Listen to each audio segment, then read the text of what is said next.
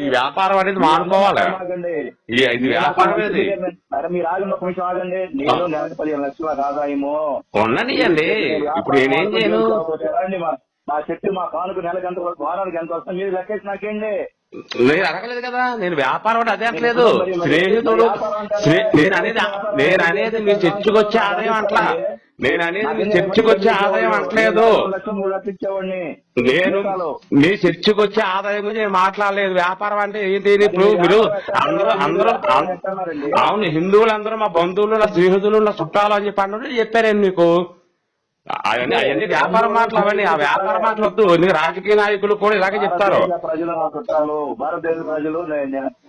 భారతదేశ ప్రజలు కాదండి, మీ భారతదేశ ప్రజలు కాదు, మీ క్రిస్టియన్స్ వాళ్ళు ఎవరైతే వాళ్ళనుకోండి. మా మిగతా వాళ్ళు మీకెలా చుట్టాలు అవుతారు? చుట్టాలు కదా, రండి అయితే మా ఇంటికి రండి, భోజనం చేస్తారండి. వస్తారా మా ఇంటికి భోజనానికి? భోజనానికి రండి అంటే మా ఇంటికి భోజనానికి రండి, మరి భోజనం చేద్దాం.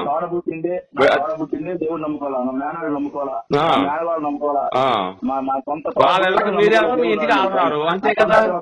అది మీ ఇళ్ళకి ఆడుతారు, వాళ్ళకి మీరు వెళ్ళరు. నమ్ముకోలేదు కాబట్టి ఆ ప్రసాదం పెడితే మీరు తినరు, మీరు ప్రసాదం పెడితే వాళ్ళు తినరు. నీ దేవుడే గొప్పడని చెప్పింది మా అక్క. నమ్ముకోమనండి, ఎవరొస్తున్నారు? ఇది మా సముద్రం, అందులో కొన్ని కప్పలు బయటకు పోయినా మాకు వచ్చే ఏకలే ఓడవు. ఇంకా ఎన్నో వేల కప్పలు పడతాయి. ఆ కప్పల గురించి మేము ఎందుకు ఆలోచించాలి? పోయిన కప్పలకు పోతాయి అంతే. సముద్రం ఇది, దీని విలువ తెలియక అటు పోతున్నారు. దానికేముంది? కప్పల గురించి మేము పట్టించుకోం. కప్పలు అనేవి పోతా ఉంటాయి, ఇలాగా పుడతానే ఉంటాయి. మీరు చక్కగా బైబిల్ మీద క్వశ్చన్ అడగండి. ఆ ఇల్లు గ్రంథాలు బైబిల్ మీద ప్రశ్న అడిగినా చెప్పేది తప్ప లేదండి. అక్కడ మీరు అనవసరం వక్రీకరించి మాట్లాడుకోవడం తప్ప మీ వల్ల ఏమీ కాదని నాకు తెలిసే నేను కామ్గా ఊరుకున్నాను. ఎందుకంటే వేస్ట్ అనేసి.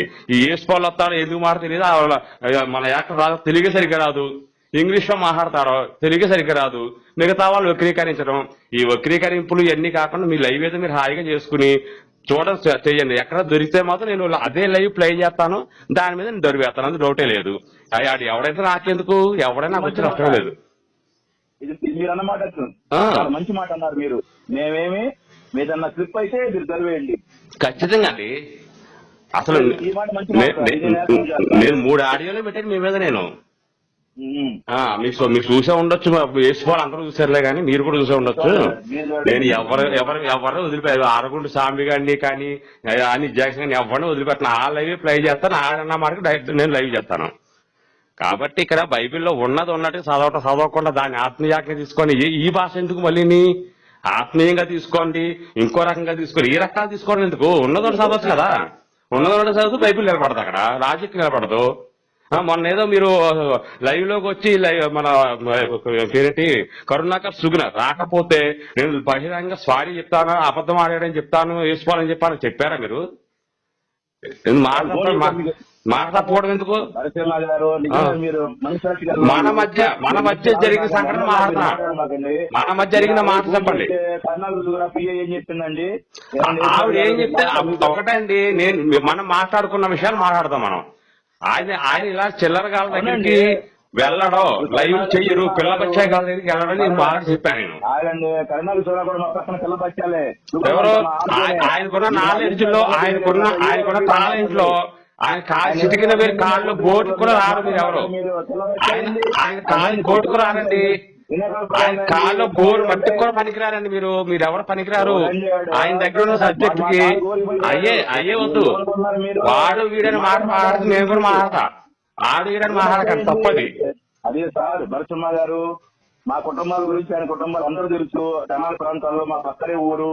మాకు ఎందుకు ఇవన్నీ వద్దులే గానీ నాకు మీకు ఏం చెప్పడం వద్దు. మీకు నేను చెప్పే ఒక మాట. ఆ రోజున వాళ్ళ పిఏ గారు ఏం చెప్పారంటే, ఏమండి ఆయన బయటికి వెళ్ళారంట, తర్వాత మాట్లాడుతున్నారు మీతోటి, లేకపోతే నేను ఫోన్ చేస్తాను చెప్పారు. ఆ రికార్డు మీకు పెట్టించా. ఆయన మీలాంటి వాళ్ళు రిపీట్ చెయ్యరండి, నేను గ్యారంటీ చేస్తాను. చెయ్యరండి. మీరెంత చెప్పండి. సరేనండి, ఛాలెంజ్ దమ్ముంటే ఆయన కోట్ల అక్కడ సబ్జెక్ట్ ఉందండి. చాలు, కోట్ల విలువ చేసే సబ్జెక్ట్ ఉంది. కోట్ల విలువ చేసే సబ్జెక్ట్ ఉంది ఆయన దగ్గర. మీ దగ్గర లేదు. మీ దగ్గర సబ్జెక్ట్ లేదు కాబట్టి మీరు లైవ్ లోకి వస్తే మా వాళ్ళు ఎవరైనా లైవ్ లోకి వస్తే నిమిషం నిలబడి మాట్లాడలేదు. మీ దగ్గరే సబ్జెక్ట్ ఉంటుందండి. ఊరికి టైం వేస్ట్ కానీ మీతోటి. మా వాళ్ళు ఎవరైనా వస్తే మాట్లాడే సత్తా మీకు లేదు. నేను కాదు, నేను అక్కర్లా. మా వాళ్ళు ఎవరు వచ్చినా మీరు తీసుకోరు, లైవ్ లో తీసుకోరు. తీసుకొని సబ్జెక్ట్ నుండి మాట్లాడలేరు. మీరు వచ్చారు ఆ, ఆ. ఇంకా బూతులు తిట్టారు, మిమ్మల్ని ఎందుకన్నాను ఆయన మాట్లాడితే యేసుపాలు ఏమన్నాడు? పరుశుల గంధం అని పదే చెప్పినప్పుడు అసలు 10 మంది కూర్చొని చదువుకోవడానికి అవకాశం లేదా? పరుశుల గంధం ఎందుకు మాకు? అది మా అడిగింది. మిగతా గ్రంథాలు ఏమి లేవంటారు ఎందుకంటే మీరు రాగానే దూషించారు పరిశుద్ధ గ్రంథాన్ని. మీరు అన్నది చిత్ర గారు లైవ్ లో ఉన్నారు కదా, నేను ఆ మాట మాట్లాడను, నేను గౌరవమైన వ్యక్తిని. మీరు అన్న మాట ఒకసారి మీరు జ్ఞాపం చేసుకోండి. నేను ఇప్పుడు నేనే తాగను, నాకు ఇప్పుడు అదే మాట అంటాను. అది ఆ పరుశుల గ్రంథం అనేది ఏదైతే ఉందో అది 10 మంది కూర్చొని చదివేలా ఉంటుందా? 10 మంది పిల్లలతో కూర్చొని చదివేలా ఉంటుందా? ఇప్పుడు మీరు అన్న మాట మరి ఏమన్నారండి మిమ్మల్ని? అవునండి, 10 మంది చదివేలా ఉంటుందా అని చెప్పి అడిగా నేను. చెప్పండి అది మాట్లాడితే ఎందుకంటున్నా శుద్ధీకరణ చేశారు దాన్ని ఏమన్నా, లేకపోతే ఫిల్టర్ చేశారు దాన్ని? 150 నమ్మేసి అందుకే చర్చలు అమ్ముకుంటున్నారు అక్కడ. అది ఇరాఫ్లో చర్చలు అమ్ముకుంటున్నారు. ఇరాఫ్లో చర్చలు అమ్ముకుంటున్నారండి. మీకు గొప్ప దేవుడు, మీకు గొప్ప దేవుడు కావచ్చేమో, ఇరాఫ్లో చర్చలు అమ్ముకుంటున్నారు. సంగతి చూసుకోండి. అక్కడ దాకా ఎందుకు, ఇక్కడ కూడా మొదలెట్టి అమ్ముకోవడం, భారతదేశంలో కూడా స్టార్ట్ అయింది అమ్ముకోవడం. ఎందుకంటే దివాళి పడి పడలేక డాన్సులు చేస్తున్నారు పాటలో, పాటలు పాడుకుంటున్నారు చక్కగా.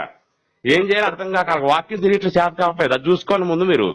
ఎక్కడో ఏదో దేశాలు ఉన్నాయి కదా, ఆ దేశాలు అన్నిసార్లు ఏదో 1, 2, 3 చర్చిలు ఉన్న మాత్రాన్ని మొత్తం నమ్మేసుకున్నట్టు కాదు.